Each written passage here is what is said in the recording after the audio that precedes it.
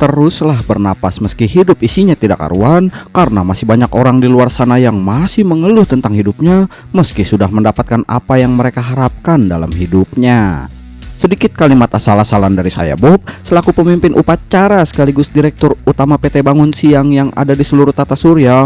Dan pada kesempatan kali ini, saya akan merangkum sebuah film berjudul The Condemned yang dirilis pada tahun 2007, di mana film ini menceritakan kisah pelarian seorang napi brutal dan jenius dari pulau yang dikhususkan untuk para napi kelas berat dengan aksi yang sangat menegangkan dan penuh adrenalin sepanjang filmnya.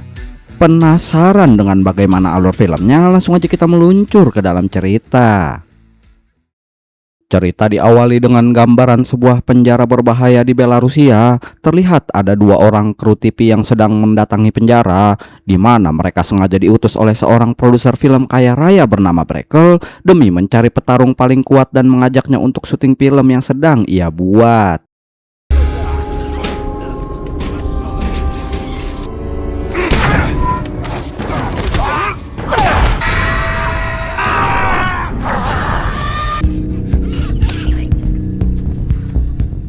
Brekel bertujuan untuk melakukan syuting di sebuah pulau yang sangat terpencil. Terlihat Brekel dan tim mulai melakukan persiapan dan akan menjadikan pulau ini sebagai lokasi syuting filmnya, di mana film yang akan ia buat adalah tentang bertahan hidup di pulau itu dengan cara melakukan pertarungan hingga maut dan akan disiarkan secara langsung di akun TikToknya.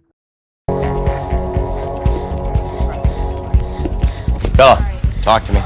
New 30-second spots ready to roll. I want 100. 100% awareness across this internet. You got it? Tak lama kemudian Brekel menemui kru lainnya yang bernama Goldie. Ia adalah orang yang bertanggung jawab atas seluruh kamera yang terpasang di pulau ini. Mengetahui bahwa acara gelut ini asli dan benar-benar nyata tanpa adanya gimmick, Brekel menyuruh Goldie untuk sebisa mungkin menyembunyikan semua kamera CCTV agar tidak kelihatan seperti acting. I got 147 solos with all built-in mics, okay? So all together is 400 lenses, right? Great. But Gotta improvise, overcome, adapt. this is not war, Breck. Beres dengan persiapan, Brekel menemui seorang jurnalis televisi terkenal bernama Donna yang ingin mewawancarainya secara langsung. Brekel menjelaskan jika acara ini akan disiarkan secara live di internet dan melibatkan 10 narapidana atau orang terpidana mati untuk saling membunuh dengan janji memberi kebebasan bagi satu orang yang bertahan hingga akhir. I've pulled 10 contestants. Each was on death row. I will free one of them. One lives, 9 die. Mendengar hal tersebut, Donna seketika terkejut karena menurutnya film yang akan diproduksi sangatlah tidak bermoral dan ilegal di mata hukum. Namun hal itu sama sekali tidak membuat Brekel mundur. Hingga tak lama kemudian, ia mendapat berita buruk terkait salah satu peserta yang ditembak mati oleh petugas keamanan karena mencoba kabur saat baru tiba di pulau ini. We had him on the mainland and they shot my fucking Arab? Relax, okay. Jose Havanando, hardcore Guatemalan. Karena acara ini mendapat sumbangan lumayan besar dari penjara tempat si korban tewas, Brekel mau tidak mau harus mendapat pengganti dari penjara yang sama. Sehingga salah satu kru menyarankan untuk menghubungi petugas di lapas Cipinang karena menurut rumor yang beredar, ada seorang napi gondrong bengis yang sudah lama menjadi penghuni tetap di sana. Hingga salah satu perwakilan tim akhirnya datang langsung untuk melihat seberapa bengis dan hebat si napi gondrong dalam bertarung. Sebagai bukti bahwa napi gondrong ini benar-benar tangguh, sipir akan membiarkan dua napi lain untuk masuk ngerebut si gondrong sehingga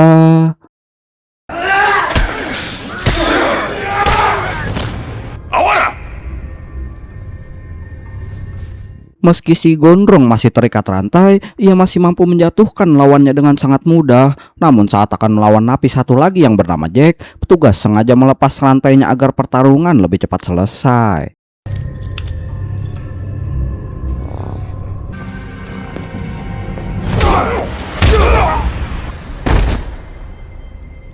Tapi ternyata Jack bisa menumbangkan si gondrong dengan sekali gebuk saja, sehingga Brekel yang melihat hal tersebut pun sangat tertarik dengan kemampuan yang Jack miliki dan membawanya untuk menggantikan satu peserta yang sebelumnya sudah mati. Who the hell is this guy? What do you got, Eddie? Arrested 1 year ago in San Miguel El Salvador. I got this guy. He's perfect. Beberapa waktu kemudian, tibalah para napi di pulau yang sudah Brackle rancang agar bisa melakukan live streaming gelut ini. Sebelum dilepaskan secara bebas, panitia menjelaskan bahwa mereka hanya diberi waktu 30 jam saja untuk bertahan, dan jika lebih dari itu, maka bom yang terpasang di kaki mereka akan meledak secara otomatis. In exactly 30 hours from now, a plastic explosive will do what it does best. Simply be the sole survivor in 30 hours from now. Dalam perjalanan mengelilingi pulau menuju titik pelepasan, Jack mulai mengamati markas Brackle dan melihat arah mata angin pada helikopter yang rencananya ia akan nanti menyelinap masuk pergi ke dalam sana, dan kemudian satu persatu para napi dilempar dari atas helikopter dengan membawa sebuah kunci untuk membuka rantai yang terpasang di tangan dan kaki mereka. Namun ketika giliran salah satu napi akan dilempar, ia malah terus berontak karena tak mau diturunkan, sehingga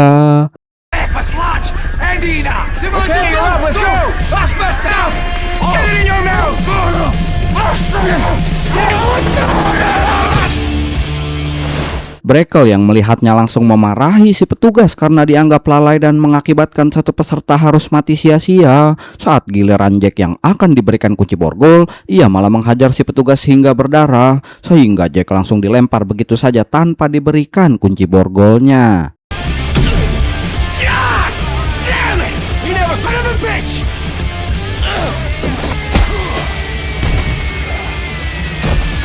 Setelah melempar semua napi, kita akan diperkenalkan dengan salah satu napi keriting yang merupakan seorang wadon, atau kita panggil saja si wadon. Melihat ada napi lain di kejauhan, si wadon segera pergi untuk bersembunyi, tapi ternyata ia terlambat karena dirinya sudah keburu ditangkap oleh napi lain, dan tiba-tiba saja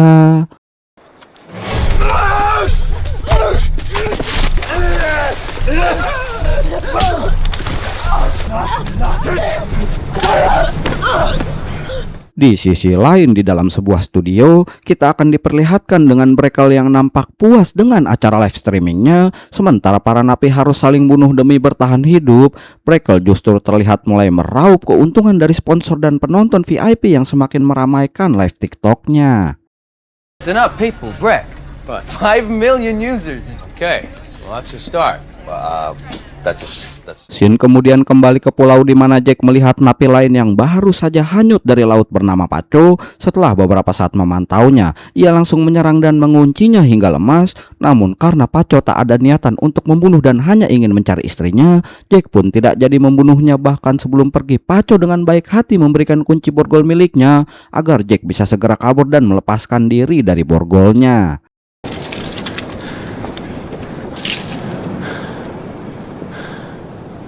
Gracias. Lalu saat salah satu napi bernama Creston sedang menghancurkan kamera CCTV yang merekamnya, ia melihat sebuah suplai berisi persediaan makanan termasuk pisau yang dijatuhkan dari helikopter. Tanpa berpikir panjang, Creston langsung mendekat dan membawanya tepat saat seorang napi Jepang bernama Saiga juga berusaha merebutnya.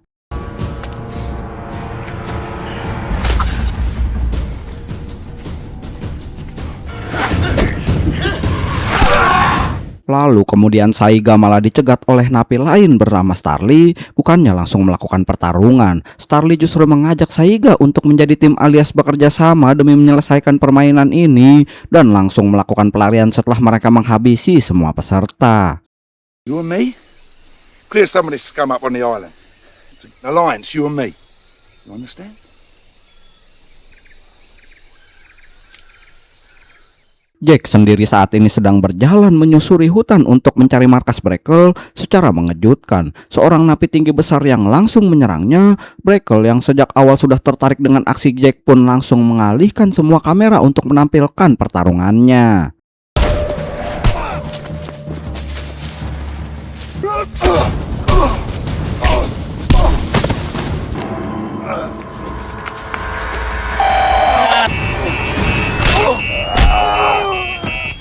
Dan berkat aksi brutal Jack barusan, jumlah penonton yang tadinya hanya beberapa ribu kini melonjak hingga mencapai jutaan penonton yang berasal dari berbagai kalangan dan negara. Tapi Brackle tidak sadar jika seorang agen FBI bernama Brett juga ikut menonton dan mulai mencari tahu informasi terkait Brackle dan antek-anteknya, termasuk data para napi yang dilaporkan hilang dari penjara. In Indonesia and New Guinea, there are like 2,000 tiny islands. 10 prisoners in this thing. 2 of them are American.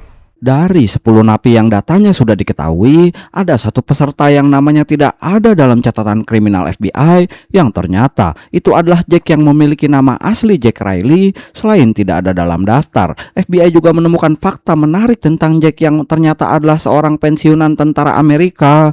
Namun dari laporan terakhir, ia dinyatakan menghilang entah kemana, bahkan kerabat dan keluarganya sendiri pun tidak ada yang tahu keberadaannya sampai saat ini. I just got a tip on the hotline about the American Jack Conrad. Shoot. He says his real name's Jack Riley. Mengetahui hal tersebut, Brett langsung menghubungi istri Jack yang bernama Sarah untuk memberitahu tentang keberadaan suaminya saat ini. Bahkan Brett juga mengatakan jika Jack sedang terjebak dalam permainan hidup dan mati dan disiarkan langsung melalui website berbayar yang bisa disaksikan oleh semua orang. Sarah yang penasaran pun langsung pergi ke tempat temannya untuk meminjam komputer dan membuktikannya sendiri tentang apa yang baru saja dikatakan oleh Brett. You're early. Mike, can I get on your computer? Sure. Why? What is it? It's Jack. You see, come on. Tak lama kemudian, Brett pun mendapat informasi terkait Jack yang ternyata sengaja pemerintah masukkan ke dalam penjara dalam misi membunuh seorang bandar barang haram paling berbahaya, sehingga itulah alasan identitas Jack tidak muncul dalam database penjara manapun. Namun saat akan pergi dari penjara, ia keburu ditangkap oleh Brackle untuk dijadikan bahan film brutalnya dan harus berakhir di pulau tersebut. Selanjutnya kita akan diperlihatkan dengan seorang peserta wadon lainnya bernama Rosa alias istrinya Paco yang sama-sama dipaksa ikut dalam permainan gila ini. Mereka akhirnya dipertemukan dan sempat melepas rindu satu sama lain. Namun hal itu tidak berlangsung lama setelah Starly dan Saiga muncul dan menyerang mereka berdua. Very romantic. Calm down, calm down. Sementara Paco berhasil dilumpuhkan dan diikat ke sebuah pohon, Rosa harus mengalami nasib tragis saat Starly akan menyikatnya di balik semak-semak dengan dilihat oleh Paco dan para kru yang memantau dari CCTV.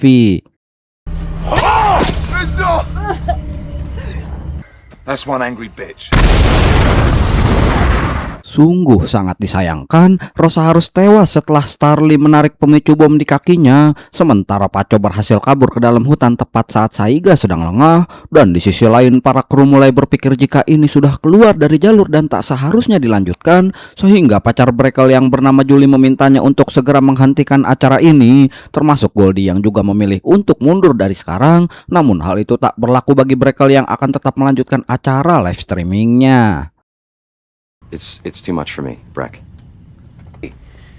MTV. All manufactured and manipulated. Singkat cerita, hari sudah mulai gelap. Kita akan melihat Jack yang tak sengaja menemukan Paco yang sudah terluka parah akibat serangan Starly tadi siang. Setelah menceritakan semua nasib malang yang dialaminya, Jack pun memutuskan untuk mengajak Paco melakukan pelarian. Namun karena saat ini kakinya terluka parah, mereka akan bermalam di sebuah gedung terbengkalai sambil mencari cara agar GPS yang terpasang di kakinya tidak dapat dilacak oleh Brackle yang terus mengawasi dari balik layar.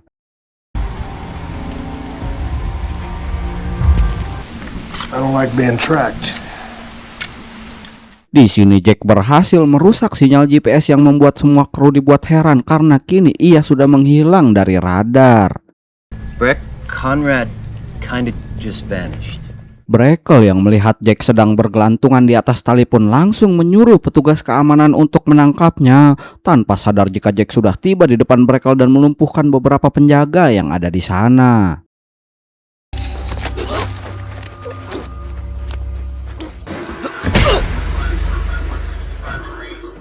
Bukannya langsung menghubungi FBI atau pihak kepolisian untuk meminta bantuan, Jack justru malah menelpon Sarah memberikan data bank miliknya agar Sarah dan anak mereka bisa membawa uang tabungannya. Menyadari keberadaannya sudah diketahui, ia buru-buru mengirim koordinat pulau ini agar Sarah segera memberikannya kepada pihak FBI. Tapi tiba-tiba, Tell me you're coming home. Do you understand me? I mean, Jack. I'm here. Hang on. Longitude is Jack? Beruntung Jack sempat memberikan titik koordinatnya pada Sarah tepat sebelum Brackle mematikan generatornya, sehingga ia langsung kabur dan kembali menghilang ke dalam hutan. Sementara Sarah sendiri melaporkan temuannya kepada Brad agar segera dilakukan tindak lanjut sekaligus menyergap Brackle dan semua orang yang terlibat di dalamnya. Alright, Riley's contacted Sarah Cavanaugh with a coordinate. The island's somewhere on the 7th parallel. Di sisi lain, Creston yang sudah berteman baik dengan si Wadon terlihat sedang istirahat dalam sebuah bangkai pesawat. Saking baiknya para penonton pun menyangka jika mereka akan melakukan anuan, tapi tanpa sadar si Kribo sepertinya diam-diam menyimpan rencana jahat untuk Creston. Dan tiba-tiba, Hey, baby, where you at?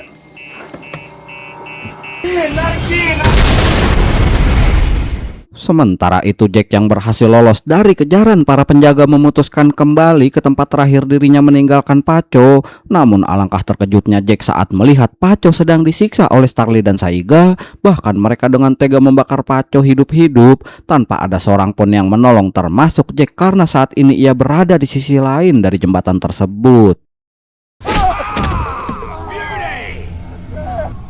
Not me. I'm the real deal. Hingga pada keesokan paginya, Jack mulai mempersiapkan diri untuk menghabisi Starly dan Saiga. Orang pertama yang diincar adalah si Saiga yang saat ini berada di bawah terowongan. Menggunakan tongkat besi sebagai senjata utama, Saiga benar-benar dibuat kewalahan dengan combo pukulan yang Jack layangkan, di mana Starly yang melihat pun langsung turun untuk membantu. Lalu tiba-tiba,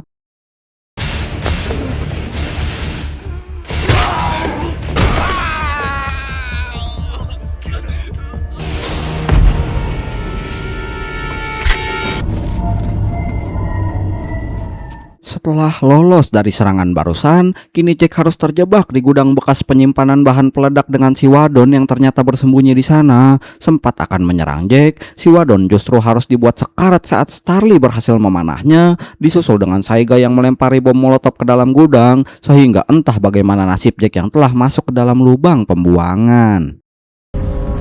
Get up. Get up, come on.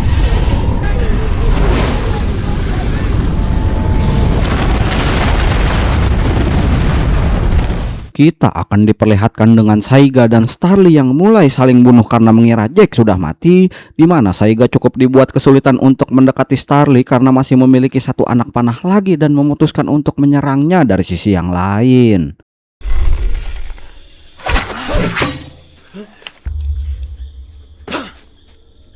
Hey, kid. Dan pada akhirnya, rupanya Jack berhasil selamat dari ledakan barusan dan langsung menghajar Saiga hingga bonyok. Namun saat eksekusi akan dimulai, muncullah Starly yang membuat pertarungan jadi tidak adil. Tapi meski begitu, bagi Jack mereka bukanlah lawan yang seimbang.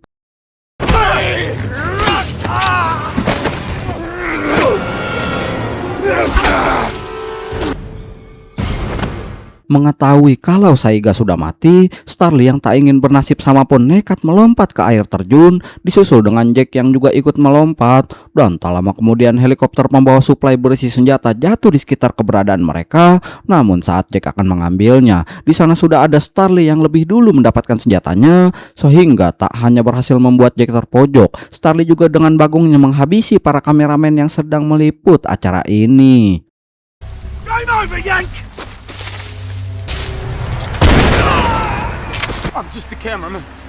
Film this.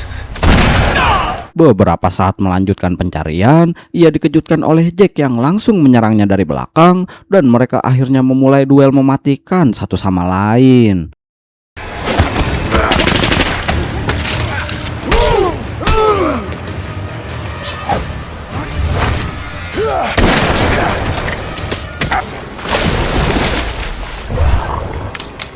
Pada akhirnya Jack harus tewas setelah Starly menghujaninya dengan tembakan. Hal tersebut benar-benar membuat Sarah terpukul karena sekarang ia harus mencari suami baru. Sementara itu di markas FBI, tim pencari akhirnya berhasil menemukan lokasi Brackle, sehingga pasukan khusus langsung berangkat menuju pulau dan akan tiba di sana kurang lebih 1 jam lagi. Be pleased to know they found the island. Navy SEALs will be there in 1 hour. Namun hal itu tampaknya sudah terlambat karena anak buahnya menyadari kedatangan FBI dan langsung melaporkannya pada Brackle. Tanpa mempedulikan anggota lain, ia dengan teganya akan meninggalkan mereka di pulau ini dan kabur bersama bawahannya menggunakan helikopter pribadinya. Mendengar hal tersebut, Goldie langsung keheranan dan meminta kejelasan atas apa yang sedang terjadi. Tak cukup dibuat panik, Goldie juga menanyakan terkait kesepakatan mereka dari keuntungan acara ini. Namun ternyata ia menyuruh anak buahnya untuk membunuh Goldie. I don't get it, you motherfucking piece of cock. No, please. Don't do it, kill it. Dan tak langsung naik helikopter, Brackle menemui Starly untuk mengucapkan selamat atas kebebasannya. Ia juga melepaskan bom yang selama ini menempel pada kakinya. Namun saat menanyakan uang yang dijanjikan, Brackle seakan lupa dan menyuruh penjaga untuk mengantarnya pulang, dan tanpa sadar jika itu adalah sebuah kesalahan besar. Congratulations. You won.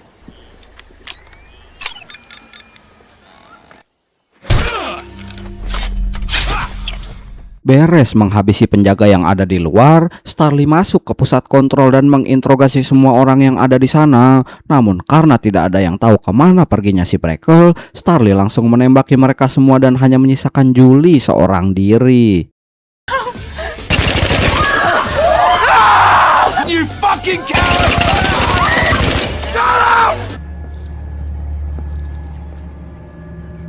Tanpa semua orang sadari, rupanya Jack masih hidup dan saat ini sedang menuju pusat kontrol untuk mencari keberadaan Brackle. Setibanya di dalam, ia mendapati Starly yang dibuat cukup terkejut karena Jack benar-benar sulit untuk dibunuh. Sempat mengajaknya berdamai dan bekerja sama menghabisi Brackle, tapi tampaknya percuma saja karena Jack sudah bulat dengan keputusannya untuk membunuh Starly.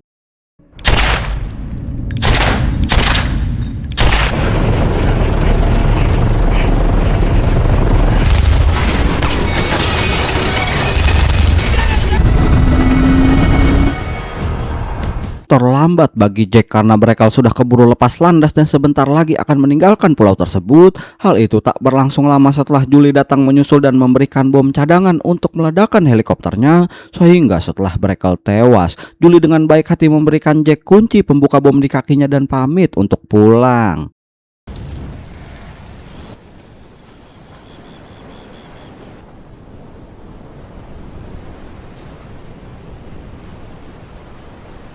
Sementara untuk Jack, ia berhasil pulang kembali ke Texas dan bertemu dengan keluarga kecilnya, di mana Sarah dan kedua anaknya sangat senang karena setelah bertahun-tahun tidak berjumpa, kini mereka bisa berkumpul layaknya keluarga cemara pada umumnya, dan film akhirnya selesai. Oke, itu dia ya akhir dari film The Condemned yang dirilis pada tahun 2007. Film ini kelas sih, si botak nih brutal dah, benar-benar bikin puas nonton filmnya.